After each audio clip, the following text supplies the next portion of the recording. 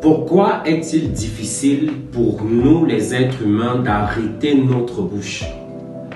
C'est-à-dire, il est tellement facile pour un être humain de sortir des énormités de sa bouche, des choses il sait pertinemment que ça souille sa personne, mais il les sort. La Bible nous recommande dans Matthieu 15, verset 11, que ce n'est pas ce qui entre dans la bouche qui souille l'homme, mais c'est ce qui sort de la bouche, voilà ce qui souille l'homme. Bienvenue dans l'Évangile de Jésus-Christ. Aujourd'hui, nous allons parler d'un sujet poignant. Qu'est-ce qui nous amène à pécher? Nous sommes la plupart du temps amenés à vivre en communauté. Et vivre en communauté veut dire être avec des frères et des sœurs et partager des moments et partager des moments de notre vie. Mais la plupart du temps, nous avons des pensées et ces pensées se répercutent sur notre façon d'agir avec autrui. Gardez votre bouche, gardez vos paroles.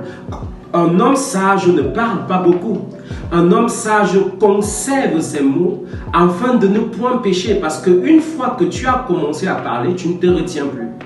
Et c'est de là que viennent tous les problèmes que l'être humain peut avoir.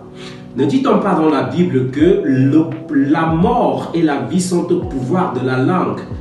Donc nous devons faire preuve de retenue dans tout ce que nous faisons afin que le Seigneur Jésus-Christ lui se glorifie par notre silence. C'est dans le silence que nous pouvons réellement voir qui est notre prochain. C'est dans notre silence et notre patience que nous pouvons réellement comprendre les défis qui sont autour de nous.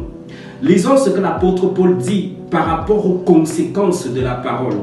Il est écrit dans le verset 8 de Colossiens 3, « Mais maintenant renoncez à ces choses, à la colère, à l'animosité, à la méchanceté, à la calomnie, aux paroles équivoques qui pourraient sortir de votre bouche. » C'est de notre bouche que sortent toutes les velléités de ce monde, toutes les iniquités que nous pouvons proférer. C'est de notre bouche que tout ça sort.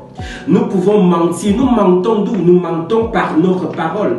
Nous sommes hypocrites par notre parole. Donc, conservez votre bouche. Ne parlez pas pour ne rien dire. Soyez toujours animés par un esprit de crainte de l'Éternel.